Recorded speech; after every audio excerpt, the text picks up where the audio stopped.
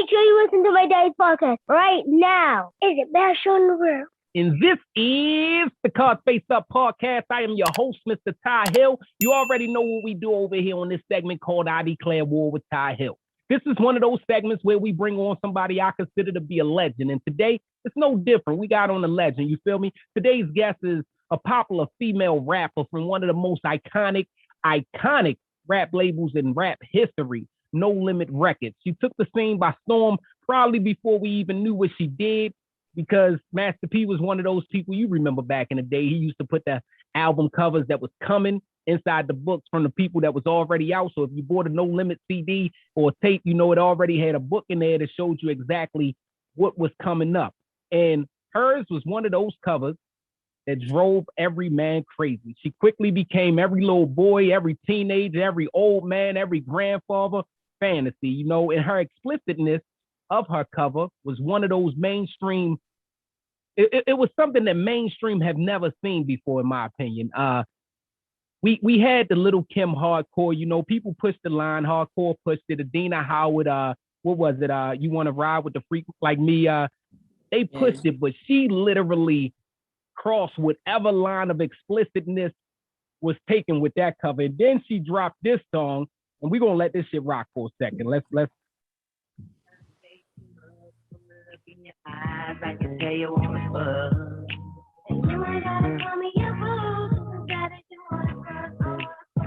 Yeah. Y'all niggas remember that shit.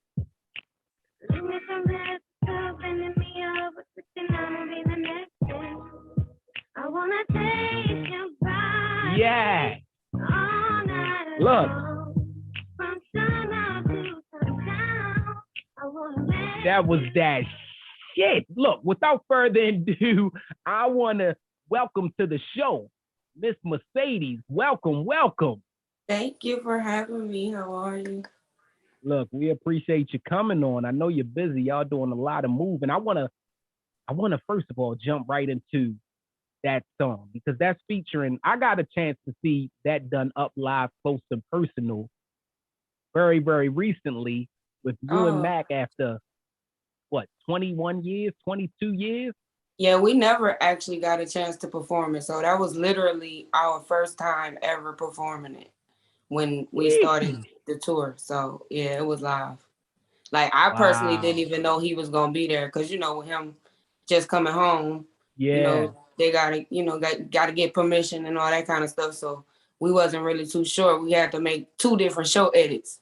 But like literally like hours before the show, I found out he was actually gonna be there. So it was live. It was definitely a vibe. Well, welcome home, Mac. You feel me? I've said it Absolutely. on here before, but welcome home, Mac. You feel me? So how does it feel?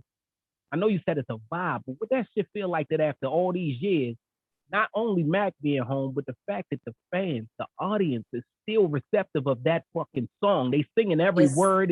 It's nuts. The kids be knowing it. I like, even if I just go to the club, I kind of like look around, because I always been low key. So I go in a lot of places and people don't really. I get more attention now because of social media than before. Like I get stares, but people don't really just say too much. So I kind of play the background and I'll be looking around like, they really know this song. Like it be kids. And I'm like, do y'all know how old this song is? Like it's a blessing for sure, man, that we got something that been rocking for 20 plus years. So yeah, I appreciate it. It's a classic, because even if we talk about hit songs, you know, like you said, the kids know it. Hit songs don't necessarily mean that it's going to hit with every generation. You feel me? It's going to die off once the next generation. So of course that song came out with our generation. So us 35 and over, we know it and shit. But for it to still be hitting with the kids, like, man, that shit is dope. So you from Detroit, Michigan? Yeah, the Dirty D. Yeah, and right now y'all are very, very fucking popular thanks to HBO and you know, 50 Cent and them over there, Big Meats and things with the BMF and stuff. So you come from that whole thing. They ran like kind of Detroit as far as the 90s, from what the show is showing and stuff. Did you have any type of What was Detroit to you back in the 90s? I mean, before the No Limit days, what was that growing up there? Pretty much what you see is it's hood. A lot of what you know or the people you know, you kind of know what areas is cool for you to be in and not. Fortunately, I have a big family, so I pretty much can go anywhere, and I always have. So I jumped off the porch pretty early. I was out here doing stuff I wasn't supposed to be doing in these clubs, young as hell, you know. But it was all, you know. I had older siblings, so I never did too much. I just was exposed early, you know what I'm saying? So it kind of prepped me for when I did go off to school and I got to mixing and mingling with these people, and you know, I kind of know how to move and shake with just about anybody, you know, whether you hood, corporate, or whatever. You know, I got a good background, so I was exposed and allowed to do a lot of things. I saw a lot. I grew up in the crack era, so Right. we saw a lot. Yeah. So that's real shit. I coming from Detroit, how the hell did you get with Master P? Because at this time in 98, 97, I'm guessing that's around the time you signed. I know the album actually dropped it was 96. Wow.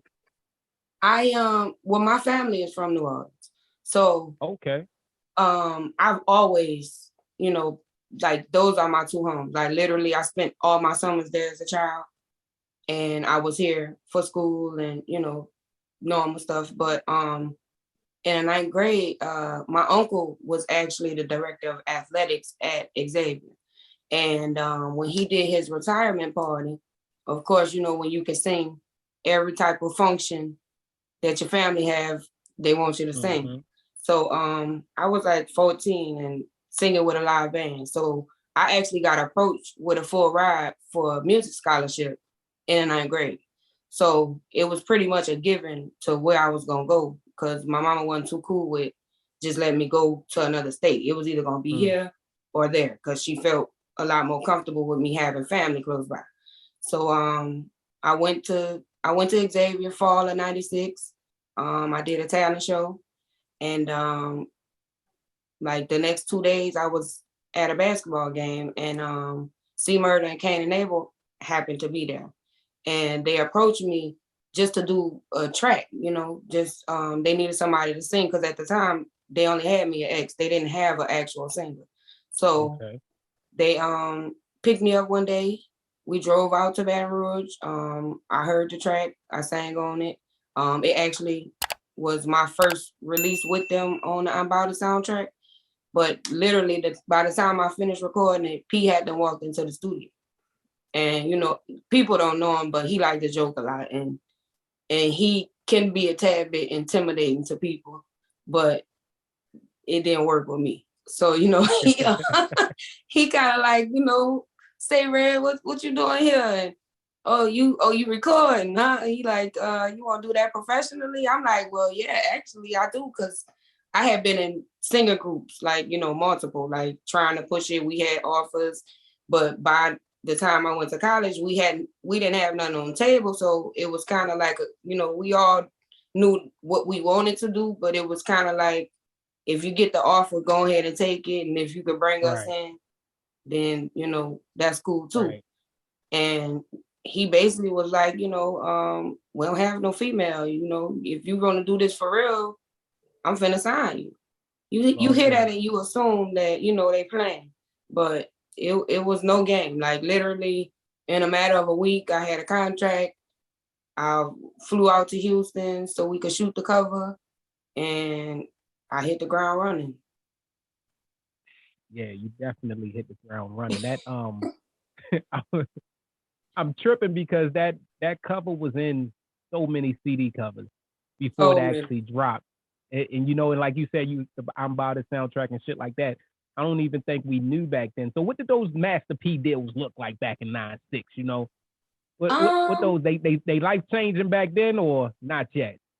Not per se. I mean, in a sense they were, but it wasn't money per the contract.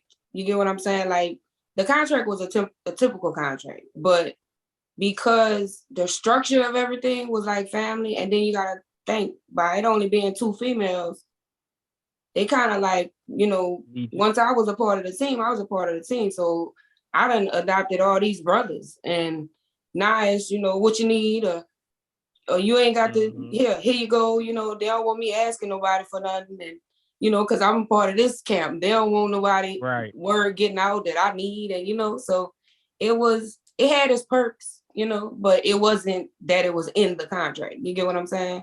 So I pretty much was spoiled and got to do what I wanted to do. I got you.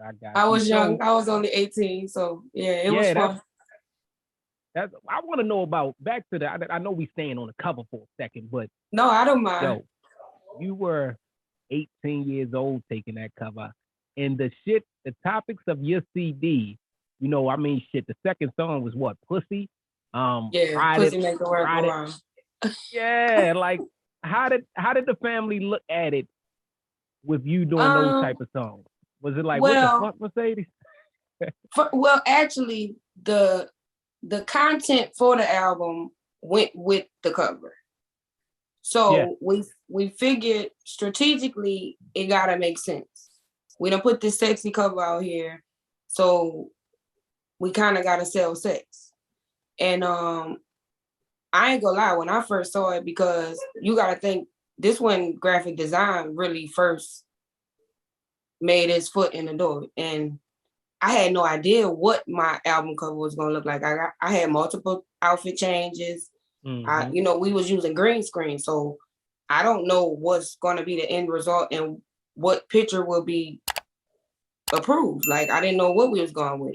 And actually by the time I saw it, we all saw our album covers at the same time. So it's like one went in and saw theirs, everybody coming out the office excited. And I go in and I'm like, oh no, I don't like this. Because like anybody that know me know I can be a girly girl, but I've always been a tomboy. I'm rough around the edges. So for me to see this of myself, I'm like, I didn't feel comfortable. And I'm like, my daddy is gonna kill me. Like y'all can't put this out. Like I wasn't one of them ones who daddy wasn't around, Y'all got to do something about this. And they like everybody mouth dropped. And I'm like, why y'all looking like that? They like, cause we already sent it off to the Vibe magazine. I'm like, y'all lying. So at this point now I know I got to go and I got to have a conversation with my daddy, because I know he gonna open this magazine. I know his phone gonna get to ringing and it's gonna be a problem. But all in all, everybody that knows me personally, and they know that I'm not like that. So it wasn't an issue. And then, like I said, you make music for people to relate to. It don't necessarily mean that that's who I am. You get what I'm saying? So I really just wanted a body of work that made sense. And I think we executed. I mean, we really, a lot of people don't know, but I did that album in 7 days.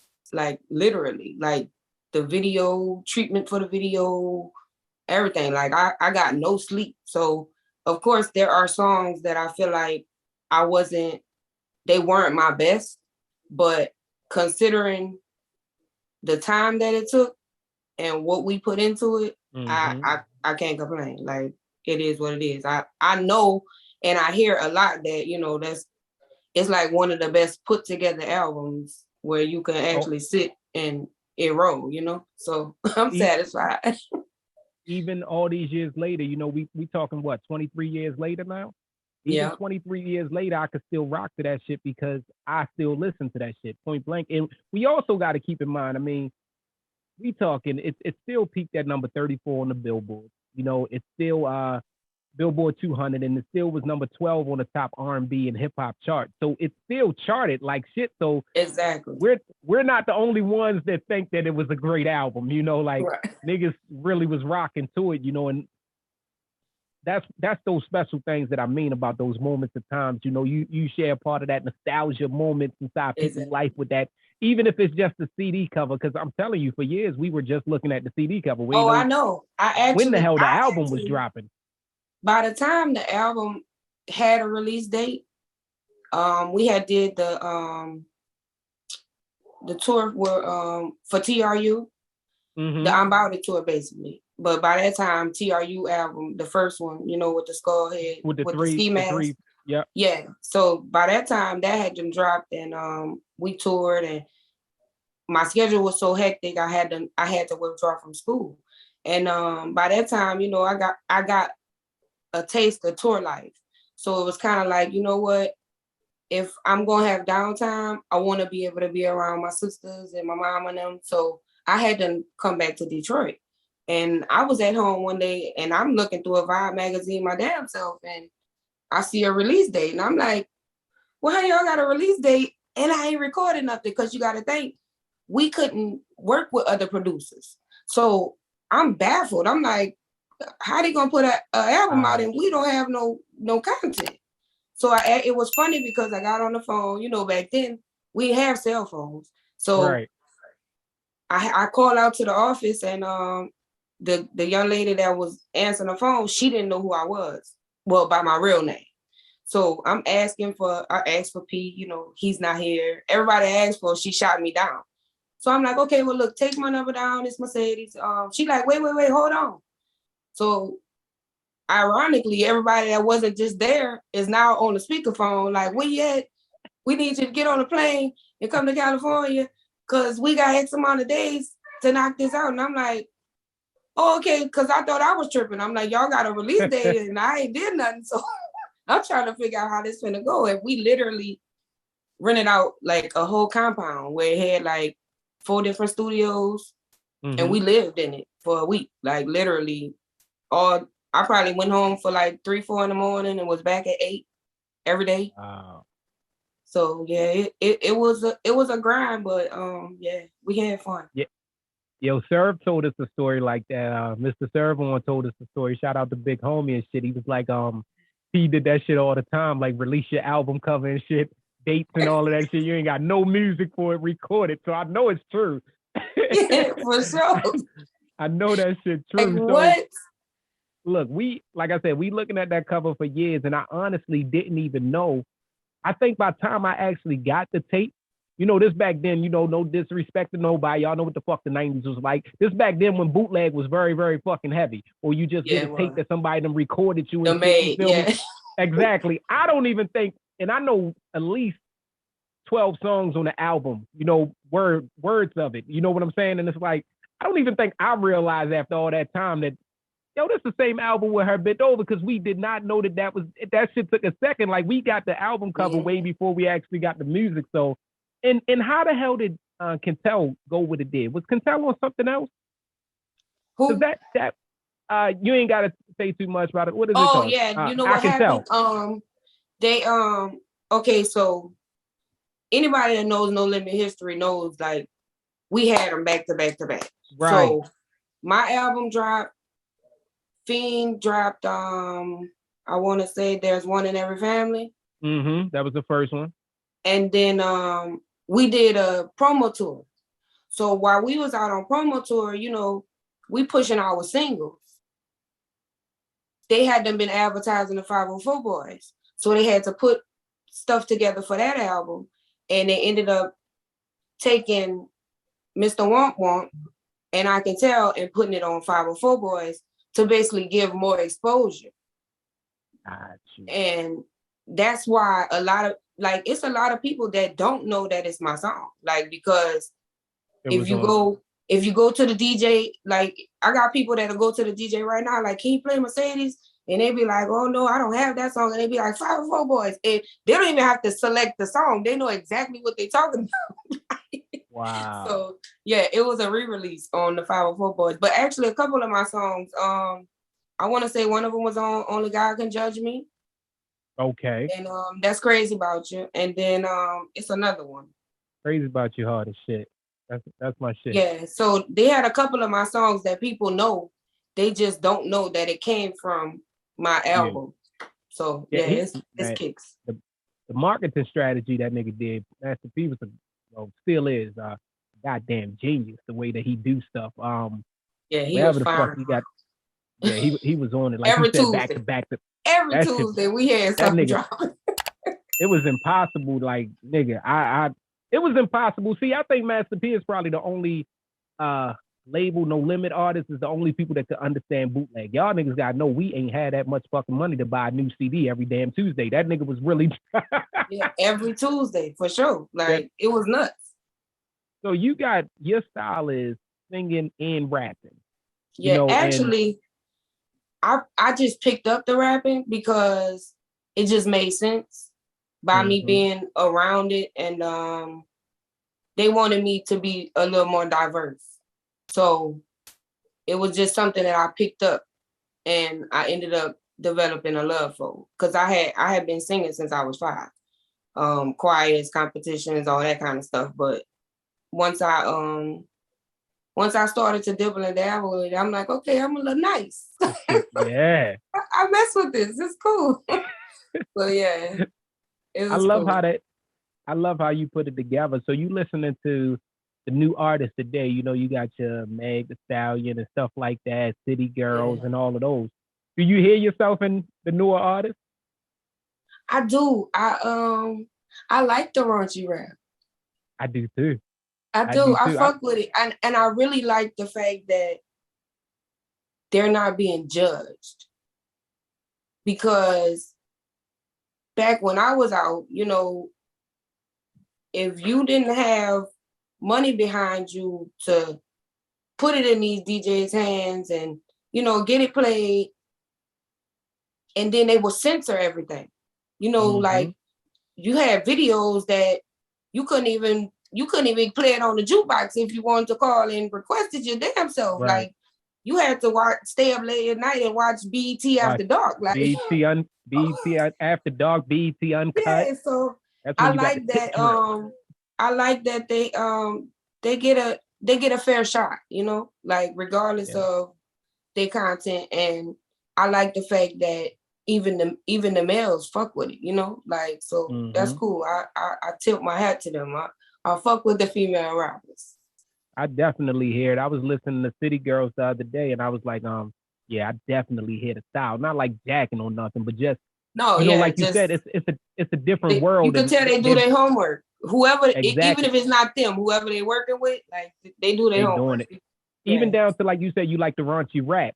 Shit, I like the raunchy R&B. The singing, these. Oh yeah, I do too. They able to, man. They able to sing about dick, pussy. They able to sing about everything now without being. You don't really hear ballads anymore because they could just they just get right down to it. But I love it though. I ain't gonna lie. Yeah. So with all your writing over there, were you doing all of your writing as far as your music? Yeah, for sure. And then it was always. I mean, I don't know. A lot of people don't know Studio Vibe, but even if, like I might be stuck somewhere and somebody over here and hear where I'm going with it and might be like, oh no, you need to say this, So It was always that type of environment where we fed off of each other. So you can kind of tell when you hear songs with people that you can tell the features when they actually sat there and vibe, opposed to I'm gonna send you a track and you gonna jump on it. You know what I'm saying? Right. It's a whole different. I think the project comes out a lot better when you can actually sit and work with the person that's going to be on the song. I always felt like that's what No Limit brought anyway. As far as all y'all always being on each other albums, you had the little part at the bottom that was featuring. That shit always had the same people featuring. And it'd be the whole fucking No Limit nigga. Just say your roster, the whole No Limit roster feature. Exactly. Like that. Yeah, shit had wasn't no outside nothing. Not no outside producers, not no outside artists. Like literally everything.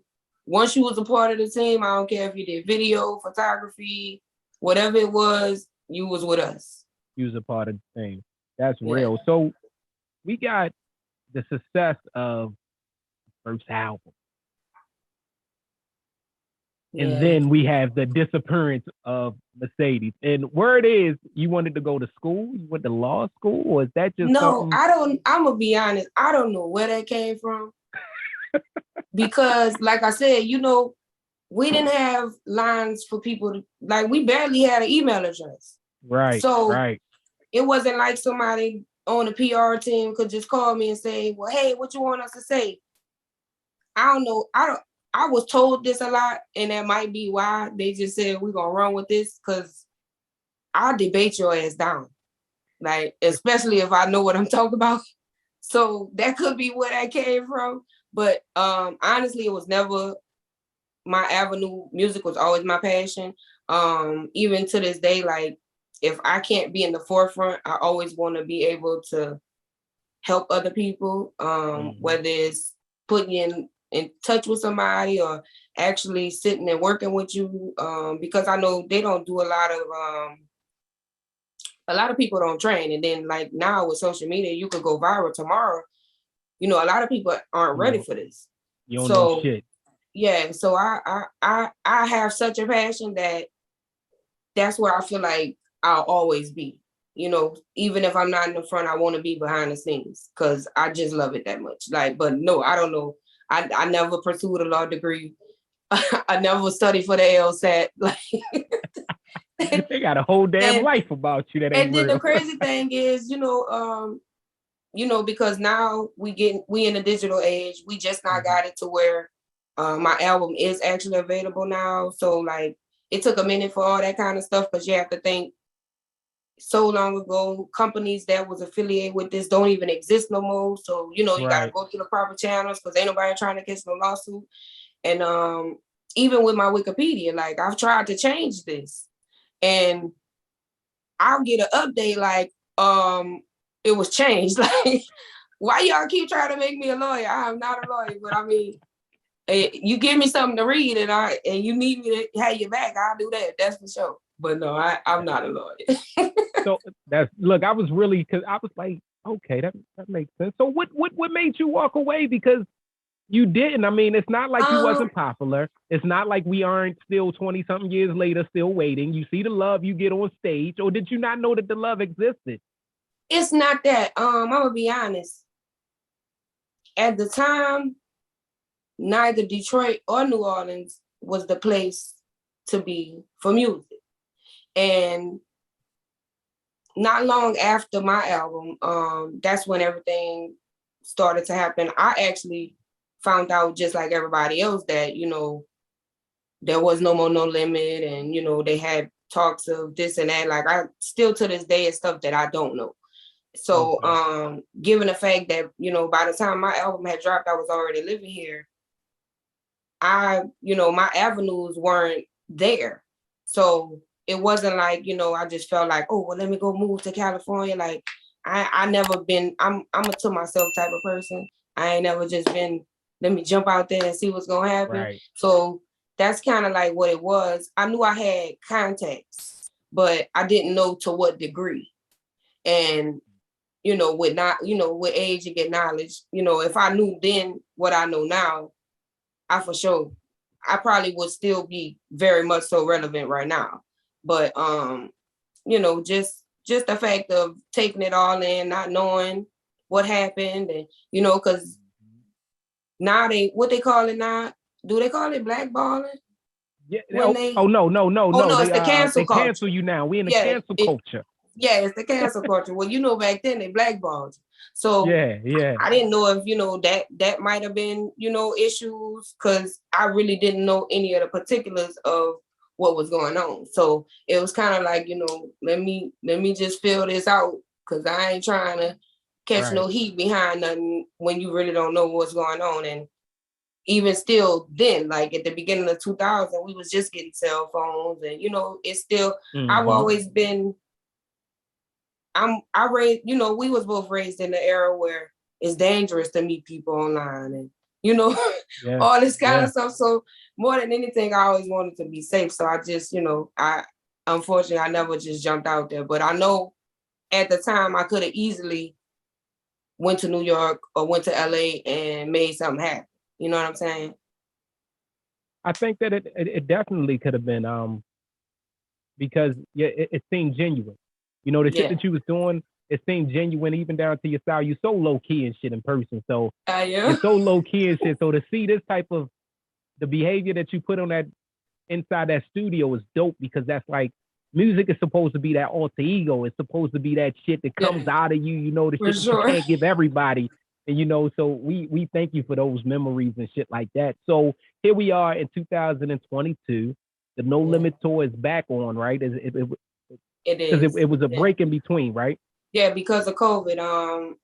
We was swamped. The dates was coming in crazy, but COVID really, shut it down. And then a lot of promoters lost a lot of money with that because booking out them big old venues, you got to think everybody's taking a loss, even the venues at this point. So wasn't nobody getting their money back, So it's kind of now we getting the ball rolling. The money is being made, so they not too apprehensive about jumping out there and okay, let's schedule this date, let's lock everybody in.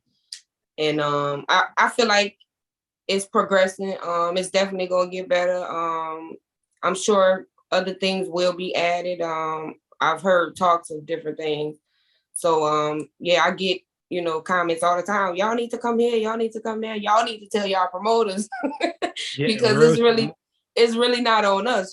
So for sure, like we absolutely love the feedback and the fact that y'all still rock with us so heavy, so many years later. Because like the whole crowd be camouflage. I be wondering where they get it from because I be looking for it myself, and it be hard to find. But old people, young people, everybody being that motherfucker camouflage. They let the weed so smoke. Funny, like we use social media, so we be finding the girls to do our makeup. And just at this last show, the girl who did Mia's makeup, she was young, and she said, "Yeah, me and my boyfriend come in, and they couldn't have been no more than 25." And we look like Mia gonna say, "Oh, your mama, you probably go see some of your mama's friends and your aunties." Look, that's real shit. Like everybody be in that audience. When we came, we got to see everybody, and would always make me feel good about just what y'all put down as far as being a part of history is the hood niggas that come out. You feel me? You can't get too many street niggas that want to come out inside and then it's still a good venues. time. Like we had nothing jump out at none of our events. Like it's not. They coming to enjoy that. They literally are dressed up in fatigues. They coming to enjoy that shit, and it's rare that you can get that because when you really in the streets like that, niggas don't like to come out. Niggas don't like to be in spots where they showing like them niggas is front row. Blowing up shit, got they soldier rags and shit. We in Baltimore, I'm telling y'all, I ain't lying. Like, y'all see the videos, I post some videos, I'm gonna post some more and shit after this and shit. Soldier rags in the air, I got my hood niggas in there. Like, man, that shit feels good. Like, and it's that moment, like, this is what this show is built on, that nostalgia, that shit that just take you back in the day. Like, I had one of my big homies hit me up. He said, "Oh, I ain't look like no groupie, did I?" I swear, one of the streetest niggas I know. That nigga, I ain't look like no groupie though, did I? I said, no, nigga, man. You look like you enjoyed yourself. But he realized, nigga, I let my guard all the way down. Like, we was in that. I was happy. That nigga was happy. So, man, so y'all brought that to us. Last thing, should we be waiting for some more Mercedes music? I feel got like we should. Yeah, y'all should. Everybody just about been working on stuff. We got stuff that like catalog, like that's just been sitting. I don't know if you heard the project that KL put out. It was early part of last year. He had some classics on there. It's the Drum Major. It's actually a song on there that I did, me and Fiend. But he got some bangers on there, and I have some stuff that I personally have been sitting on. I've been networking with people, Atlanta, people here, just about anywhere. St. Louis. I got a few of my dudes that's cool with the engineering and the producing, and I got some stuff I'm gonna leak out here. I just want the timing to be right, and I had a few issues where I got really bad allergies and sinuses, and I had to have a procedure done. So I'm all healed up from that. Cause I recorded, but you know how your worst critic, I'm like, no, that could be better, or I sound too nasal. So that was my issue. Just basically having to re-record some stuff. But I got some stuff I'm sitting on. I'm for sure gonna do. I'm gonna drop a couple singles, and depending on the feedback, I'm gonna for sure drop a little EP and possibly more. Well, we got some visuals. I'm actually trying to. We actually are putting it together to shoot a video for I Can Tell, since we never ever got to do a visual. Cause like literally, like when we did our promo tour, the shit was going down. So like he had dropped Shell Shock in the midst of us doing our promo tour, and all the stuff hit the fan. So like literally we never got a chance. Like we never even got a chance to promo it. Like just take a picture. Hey, this is the song. Like nothing. So I think that we kind of got to do it in a way that it'll make sense because we not young. But we for sure want to give the fans a visual because it's just our appreciation to them for fucking with it for so long. So I think they'll appreciate it and it'll do numbers. Y'all need to do it. That's part of the culture. Y'all fucking need to do it. I want all of my listeners, all of my motherfucking listeners to go to Mercedes' IG page, wherever the fuck y'all find that. She gonna tell y'all where to find that. But go to her fucking IG page and drop that shit, because she needs to drop some fucking music, especially, listen, black don't crack and you prove it. You feel me? You're still out here looking young, so you can do this shit. You feel me? You ain't like, see, it's a difference coming back years later and then you look old and shit. But you can come back years later and still fit in with the young girls. I hear it all the time. You good. I can't even go nowhere.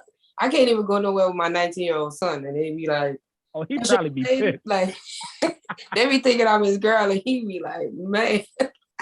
So I hear that all the time. I'm for sure my age, but I still got it. I think your girl can still rock the mic and give him a little bit. I know for a fact you can, and we love you. So I want you to make sure that you give us something. Just don't keep us waiting. I want you to tell all the fans where they can reach you at, contact you. I mean, not contact you, but reach you at, follow you, keep up to date with you, so that when you do drop that shit, they know. Tell us how they get in touch with you.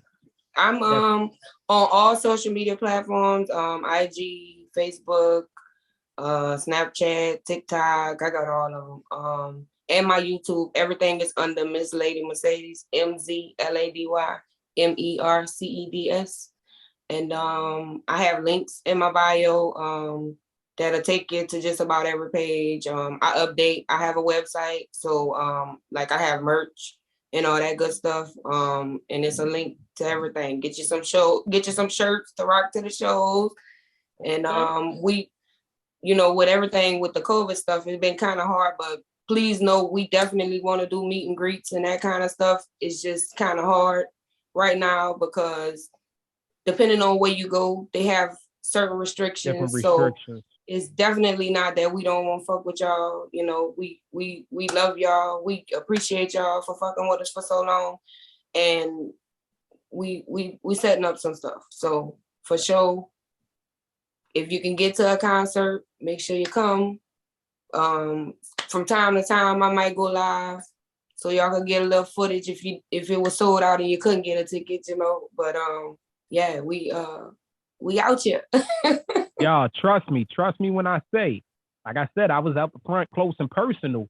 The show is still fucking fire. Mercedes and them still killing it. The whole No Limit family still fucking killing it. So wherever y'all see them at, if you're close enough, go visit. Make sure y'all go to our page, like, subscribe, follow, all that shit that you need to do on whatever platform it is you do. And you know what we need you to do over here at Cards Face Up Podcast. We need y'all to fucking go.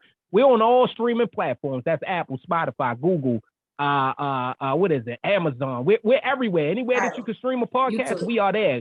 Go follow and subscribe that shit. Also, YouTube. We got 2 pages.